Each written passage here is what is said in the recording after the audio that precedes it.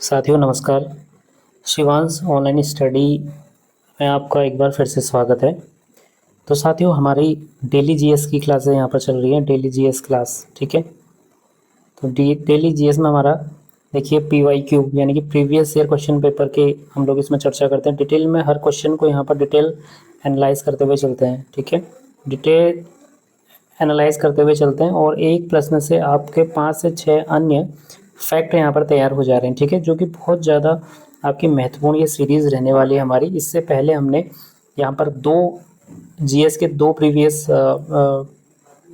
प्रश्न पत्र हमने सॉल्व कर लिए। उसमें से देखिए 2025 के ही हैं दोनों जो हमने इससे पहले सॉल्व कर लिया। एक तो आपका लोअर पीसीएस का है, जनरल स्टडी का पेपर। ठीक है, जीएस का लोअर का पेपर सॉल्व किया 225 का आई थिंक। और दूसरा आपका राज्य निर्वाचन आयोग, ठीक है, इलेक्शन कमीशन, राज्य निर्वाचन आयोग की जो आरओ की परीक्षा हुई थी, आरओ की परीक्षा का उसका जीएस का पेपर हमने लगभग उसके क्वेश्चन हमने सॉल्व कर लिए हैं। तो देखिए अगर जो हमारी इससे रिलेटेड हमारी चैनल पर विजिट करेंगे शिवांश ऑनलाइन स्टडी में, तो इसमें आपको प्लेलिस्ट में जाएंगे तो वहाँ पर आपको मिल जाएगा। ठीक है, प्लेलिस्ट पर आप लोग जाइएगा। जो एक प्लेलिस्ट आपकी है जीएस पीवाईक्यू करके है, ठीक है, और दूसरी प्लेलिस्ट है आपकी जीएस हिंदी पीवाईक्यू। दूसरी आपकी प्लेलिस्ट है हिंदी पीवाईक्यूज़ की। तो बहुत ज़्यादा इंपॉर्टेंट है ये आपके लिए। ठीक है, तो आइए आज का हमारा है अपर पीसीएस का, ये हम लोग इसमें एनालाइज करेंगे कम्प्लीटली और बहुत ज़्यादा महत्वपूर्ण उपयोगी है 2025 में जो आपका ये है आपका प्रश्न पत्र। ठीक है, जनरल स्टडी का। इसमें 1 बाय 1 हम लोग क्वेश्चंस को देखेंगे और अच्छे से यहाँ पर आपका रिवीजन इससे हो जाएगा। आगामी परीक्षा आप सभी को पता है आपकी यूके ट्रिपल एस सी के द्वारा आपकी कनिष्ठ सहायक व्यक्तिक सहायक की परीक्षा यानी कि कुटुंब न्यायालय के लिए होने वाली है। और इसके बाद आपका यूकेपीएससी आपका यूटीआरआई की परीक्षा है आपकी। ठीक है, तो इन दोनों जो अभी रिसेंट में जो परीक्षा आने वाली है आपकी बहुत ज़्यादा महत्वपूर्ण होगा, क्योंकि अब जो यूकेएसएससी का जो पैटर्न है, यूकेएसएससी ने आपको पता ही है आपका जो यूकेएसएससी का पैटर्न अभी फॉलो हो रहा है वर्तमान में, काफ़ी डीप एनालाइज हो रहा है। ठीक है, डीप हर क्वेश्चन कथन कारणों में स्टेटमेंट में क्वेश्चन बन रहे हैं, कौन सा कथन ठीक है, पहला दूसरा या फिर दोनों या फिर केवल एक। तो इस प्रकार से हम लोग इसीलिए बहुत अच्छा यहाँ पर एनालाइज यहाँ पर करते हुए चल रहे हैं। ठीक है, तो देखिए आज का पहला जो प्रश्न है यूकेपीएससी आपका अपर प्रीलिम्स का ये पेपर है जीएस का। ठीक है, तो देखिए सुमेलित कीजिए। इसी फॉर्म में अब यूके ट्रिपल एस सी भी आपका क्वेश्चनिंग यहाँ पर पूछी जा रही है। ठीक है, तो एक और है राष्ट्रीय उद्यान, दूसरी ओर है आपका स्टेट्स, यानी कि ये जो राष्ट्रीय उद्यान है कौन से राज्य में कौन सा वाला यहाँ पर स्थित है, ये पूछा गया है इसमें साथियों। ठीक है, तो देखिए इससे पहले भी मैं बता रहा हूँ, बार बार रिपीटेड प्रश्न है, आपको कई प्रश्न प्लेलिस्ट पर जाके देखिए, हर वीडियो को देखिएगा आप, तो उसमें आपको ज़रूर दिखाई देंगे रिपीटेड कि कौन सा प्रश्न कितनी बार रिपीट हो रही है। तो देखिए राष्ट्रीय उद्यान इधर है सिमलीपाल। अब देखिए इधर राज्य है कर्नाटक, मध्य प्रदेश, छत्तीसगढ़ या फिर उड़ीसा। तो सिमलीपाल आपका इसका जो कनेक्शन है वो आपका राज्य उड़ीसा में है। ठीक है, तो ए का 4 हो गया, तो यानी कि बाकी सारे ऑप्शन आपके एलिमिनेट हो जाएंगे। डी भी एलिमिनेट हो गया, सी भी एलिमिनेट हो गया और ए भी आपका एलिमिनेट हो गया, क्योंकि ए का राइट आंसर आपका 4 है। तो सिमलीपाल उड़ीसा में है, तो ए ही आपका राइट आंसर हो जाएगा। बाकी जो बी है आपका इंद्रावती, बी का आपका 3 हो जाएगा, यानी कि बी का आपका छत्तीसगढ़। इंद्रावती आपको अच्छे से कर लेना है। इंद्रावती कहाँ पर है? छत्तीसगढ़ राज्य में स्थित है राष्ट्रीय उद्यान। अगला है कान्हा, तो कान्हा आपका एमपी में है। कान्हा आपका एमपी में यानी कि मध्य प्रदेश में स्थित है, मध्य प्रदेश राज्य। अगला है बांदीपुर, तो बांदीपुर आपका कहाँ स्थित है? कर्नाटक में स्थित है। तो ये सब कुछ आपको क्लियर करते हुए चलना है साथ ही साथ। सिमलीपाल आपका उड़ीसा में स्थित है, इंद्रावती आपने देखा है छत्तीसगढ़ में स्थित है, कान्हा आपने देखा है एमपी में स्थित है, और बांदीपुर आपका कर्नाटक में स्थित है। ठीक है, तो इस प्रकार से सुमेलित कीजिए। ये प्रश्न काफ़ी इंपॉर्टेंट है राष्ट्रीय उद्यान से रिलेटेड। ठीक है, तो आप लोग उसको देख लें। बाकी आगे बढ़ते हैं। अगला प्रश्न है आज का इम्पोर्टेंट महत्वपूर्ण प्रश्न है क्वेश्चन नंबर 2। भारत में निम्न में से कौन सा पेट्रो रसायन उद्योग का सबसे बड़ा केंद्र है? तो भारत में निम्न में से कौन सा पेट्रो रसायन उद्योग का सबसे बड़ा केंद्र निम्न में से कौन सा है? साथियों आज का अगला महत्वपूर्ण प्रश्न है क्वेश्चन नंबर 2। तो देखिए क्वेश्चन नंबर जो दूसरा है आज का, भारत में निम्न में से कौन सा पेट्रो रसायन उद्योग का सबसे बड़ा केंद्र है? तो देखिए गुजरात में आपका जामनगर, इसका राइट आंसर है आपका गुजरात, गुजरात का जामनगर। तो भारत में पेट्रो रसायन उद्योग का सबसे बड़ा केंद्र आपका गुजरात में स्थित जो जामनगर है, गुजरात का जामनगर है, ठीक है। तो जामनगर में स्थित रिलायंस इंडस्ट्री लिमिटेड यानी कि RIL जिसको बोला जाता है का रिफाइनरी और पेट्रोकेमिकल परिसर न केवल भारत का बल्कि दुनिया का सबसे बड़ा सिंगल लोकेशन यानी कि एक ही स्थान पर स्थित रिफाइनिंग और पेट्रोकेमिकल हब है, ठीक है। तो आप लोग इसको अच्छे से जान लें क्योंकि सबसे बड़ा केंद्र पूछा है, सबसे बड़ा ये अच्छे से पूछा है, यहाँ पर देख लीजिएगा। क्वेश्चन को अच्छे से आपको पढ़ने की बहुत ज़्यादा आवश्यकता होती है एग्जामिनेशन हॉल में। एक तो आपका एक माइंड प्रेशर रहता है जब आप लोग एग्ज़ाम में जाते हैं, तो कई बार आपको क्या होता है कि आता हुआ प्रश्न आपका गलत होने के चांसेस हो जाते हैं क्योंकि आप लोग क्या करते हैं कि जल्दबाजी में क्वेश्चन को पढ़ते हैं और उसको अच्छे से पढ़ने के बजाय आप क्या करते हैं जल्दबाजी करते हैं, ठीक है। तो वही आता हुआ क्वेश्चन आपका गलत हो जाता है। तो इसीलिए आपको ये गलती नहीं करनी। मैं कई बार बोलता हूँ आपसे, सभी वीडियोस में हमने जितने भी क्वेश्चन यहाँ पर करवाए हैं आपको मैं ये कई बार रिपीट करता रहता हूँ कि आप लोग क्वेश्चन को ध्यानपूर्वक पढ़िए, ठीक है। तो सबसे बड़ा केंद्र आपको पेट्रो रसायन उद्योग का भारत में जामनगर स्थित है। वहीं आपका दुनिया का यह सबसे बड़ा सिंगल लोकेशन वाला रिफाइनिंग और पेट्रोकेमिकल का हब भी है।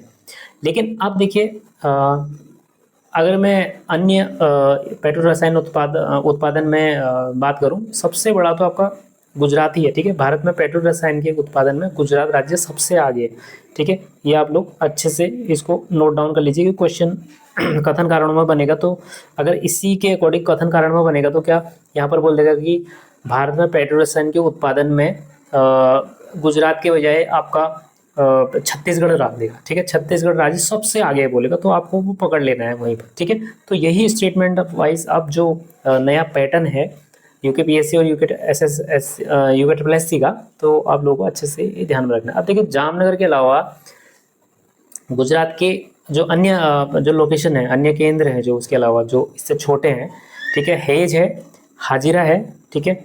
जामनगर के अलावा गुजरात में ही आपका हेज नामक है केंद्र। अगला है हाजिरा, हाजिरा, वडोदरा, वडोदरा और गांधीनगर, ये अन्य केंद्र हैं, ठीक है, इसके पेट्रो रसायन उत्पादन के गांधीनगर, ठीक है। तो अन्य आपके 1 2 3 4 ये हैं, लेकिन सबसे बड़ा है तो वो है आपका गुजरात का जामनगर सबसे बड़ा है। अब देखिए आपका ऑप्शन में वडोदरा भी दिया गया है, ठीक है, लेकिन वो सबसे बड़ा पूछ रहा था इसलिए, ठीक है, बाकी वडोदरा भी है, ठीक है। तो अगला क्वेश्चन है आज का साथियों, आज का अगला महत्वपूर्ण क्वेश्चन है क्वेश्चन नंबर 3। निम्न में से कौन सा बंदरगाह पश्चिमी तटीय रेखा के सहारे स्थित है? तो इसमें देखिए पश्चिमी तटीय रेखा के सहारे स्थित बंदरगाह पूछा गया है इसमें। अब देखिए ऑप्शन में पहला ऑप्शन है नावा शेवा, ठीक है, नावा शेवा भी इसको बोला जाता है। ऑप्शन नंबर बी है विशाखापत्तनम, ऑप्शन सी है चेन्नई, ऑप्शन डी है आपका तूतीकोरिन। यदि आपको इन सभी बंदरगाहों के एग्जैक्ट राज्य आपको पता है कि कौन सा कहाँ पर स्थित है, किस राज्य में स्थित है, तो अच्छे से आप लोग एलिमिनेट इसको कर पाएंगे, ठीक है। तो देखिए पश्चिमी तटीय रेखा वाले जो बंदरगाह हैं आपके, मैं तो इससे देखिए ये क्वेश्चन प्रीवियस ईयर अन्य परीक्षा में पूछा गया है। मैंने 2 आपकी वीडियोस अपलोड कर रखी हैं प्रश्न पत्र को लेकर प्रीवियस ईयर यानी कि PYQ। एक आपका लोअर PCS का जनरल स्टडी का किया है, प्लेलिस्ट पर जाके आप लोग जरूर जाएं उसको देखें। और दूसरा आपका राज्य निर्वाचन आयोग की जो GS की परीक्षा थी उसमें भी मैंने ये क्वेश्चन आपका रिपीटेड है, ठीक है। मतलब कि इसी से क्वेश्चन एक आपका बना हुआ है, उन 2 परीक्षाओं में भी आपके क्वेश्चन बने हुए हैं, ठीक है। तो देखिए यहाँ पर जो आपका नवा शेवा है, नवा शेवा ये आपका आपकी लोकेशन जो मैं इसको बताऊं तो ये महाराष्ट्र में स्थित है, ठीक है, जो कि आपका पश्चिमी तट पर स्थित ये बंदरगाह है, ठीक है। अब देखिए एक इसमें आपका दीनदयाल बंदरगाह यानी कि उसको कांडला भी कहते हैं, ठीक है।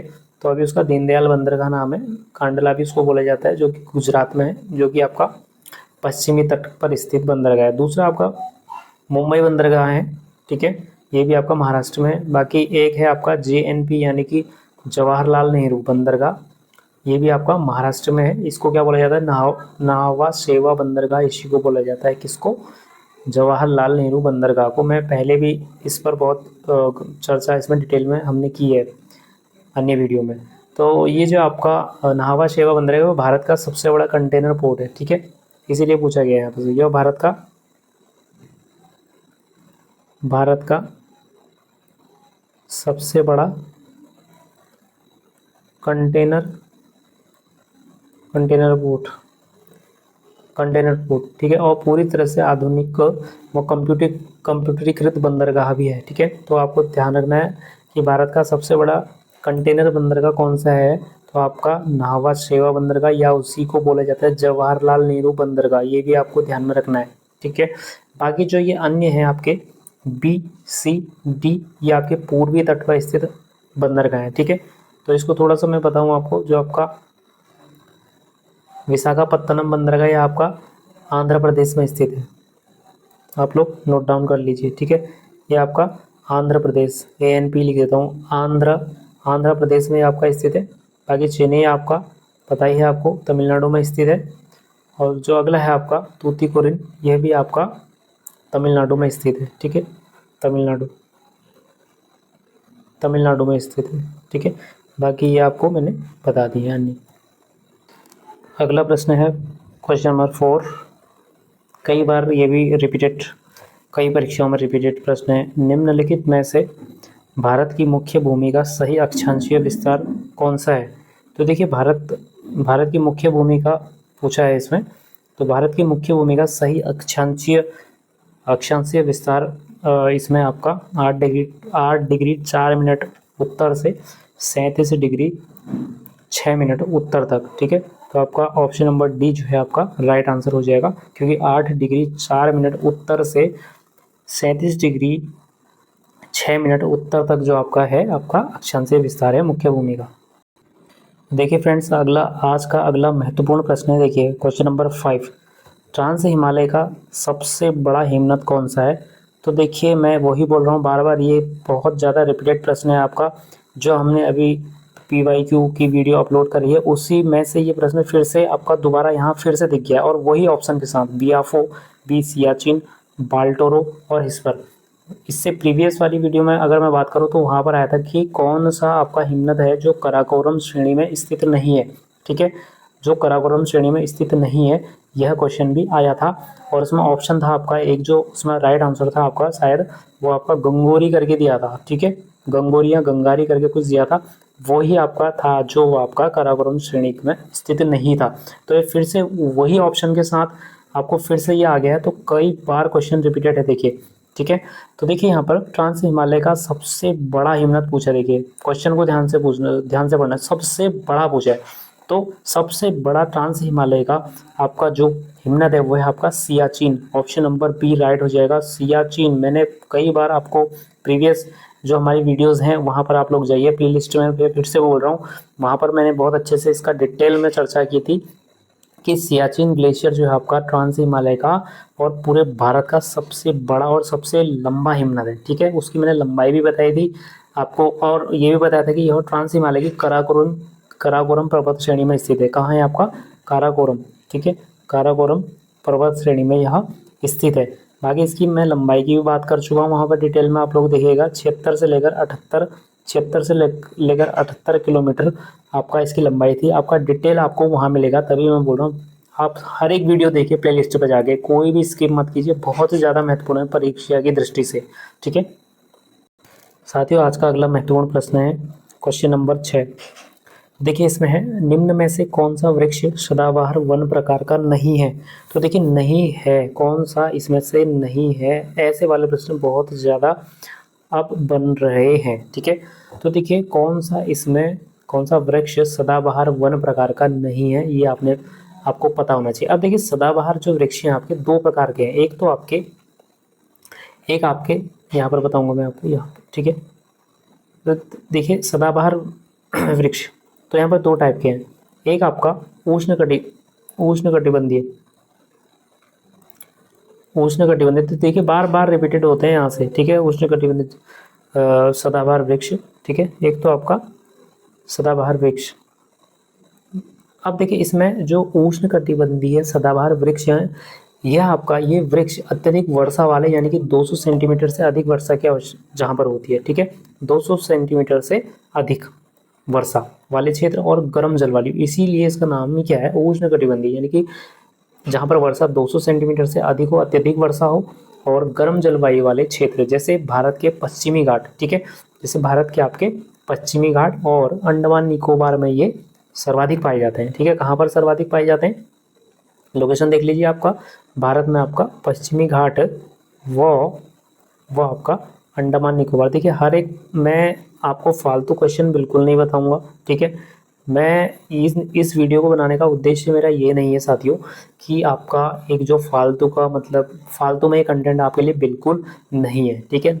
ये सिर्फ और सिर्फ परीक्षा उपयोगी है, तो आप लोग इसको अच्छे से, आप लोग इसका यूटिलाइज कीजिए, ठीक है, क्योंकि हर क्वेश्चन को मैं अच्छे से एनालाइज करवा रहा हूँ, ठीक है। और जो क्वेश्चन आपके लिए बहुत ज़्यादा उपयोगी है उसी को हम लोग लेके आ रहे हैं, ठीक है।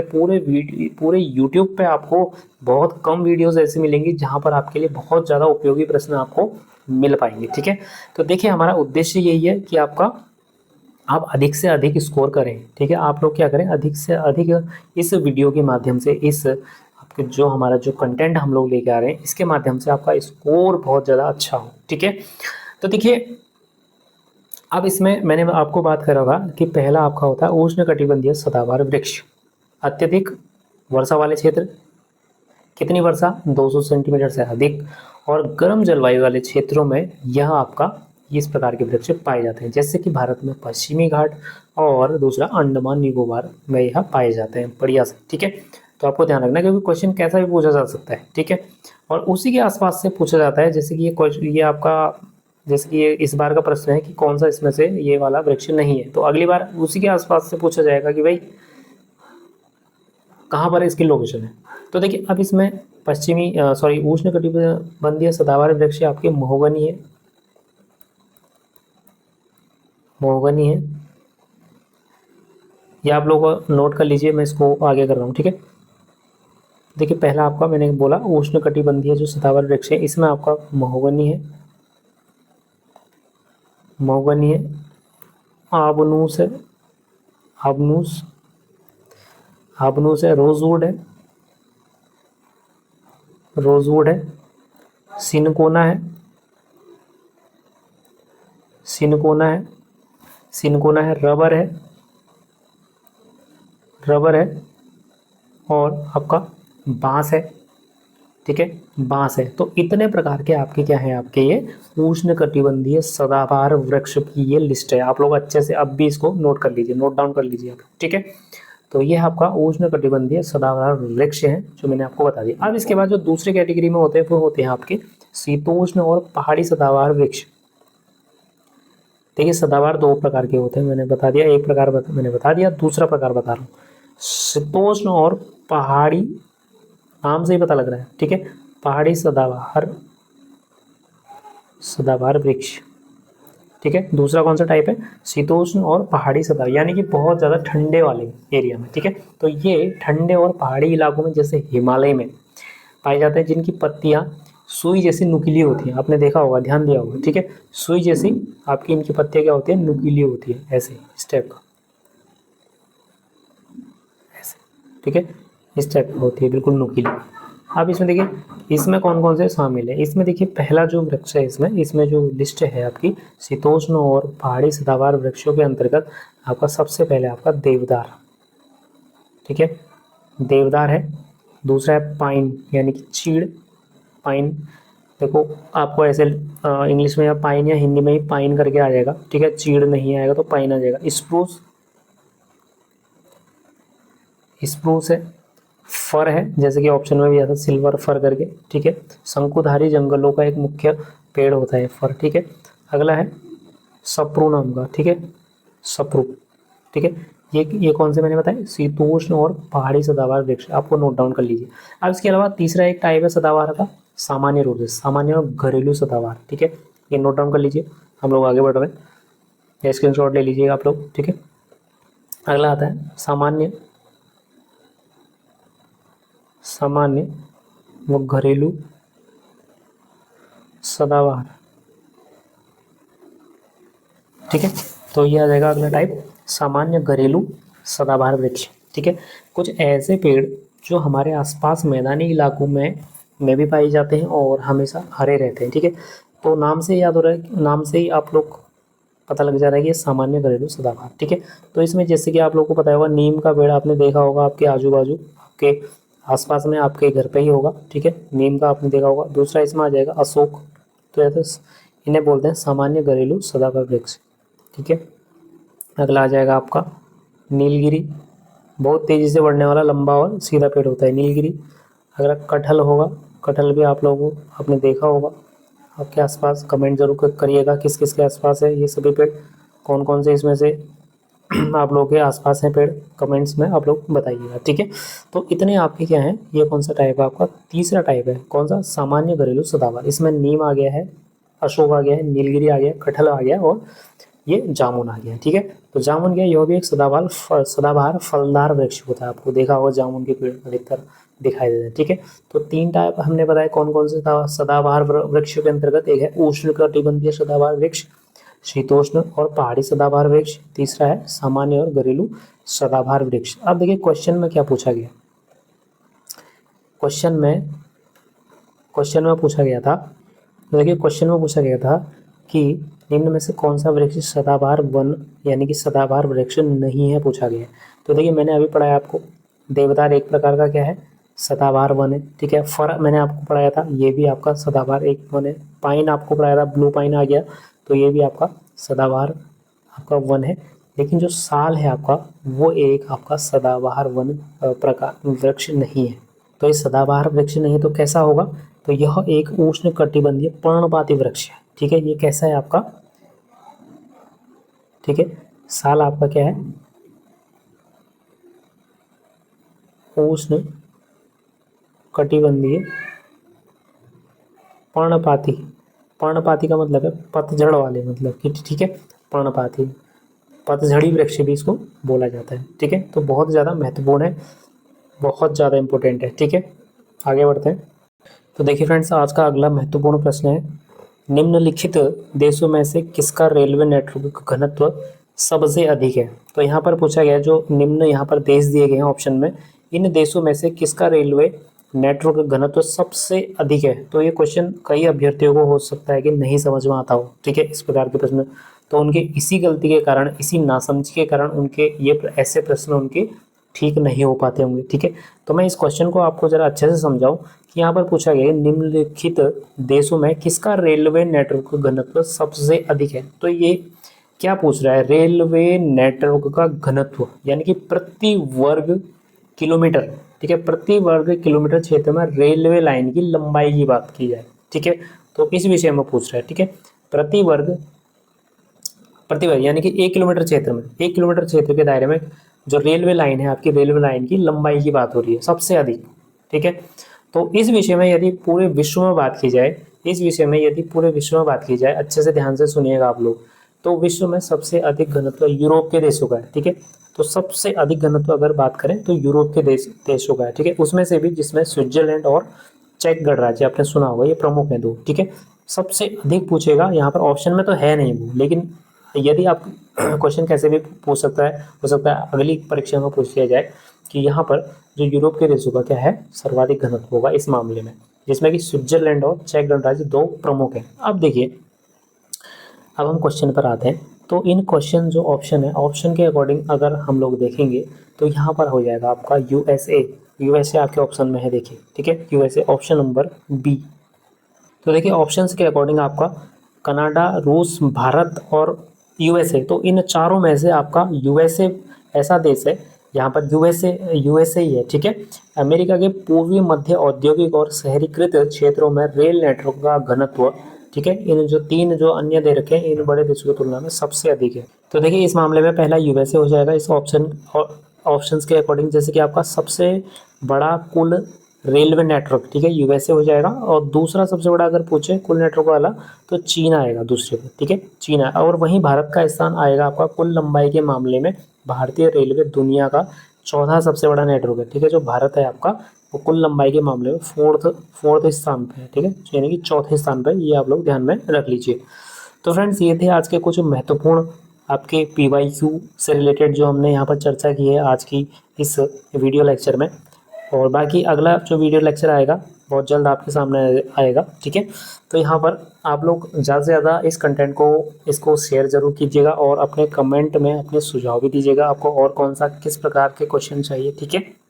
और अच्छा लगे आपको वीडियो तो लाइक ज़रूर कीजिएगा और सब्सक्राइब कीजिएगा। मिलते हैं नेक्स्ट वीडियो में। Thank you.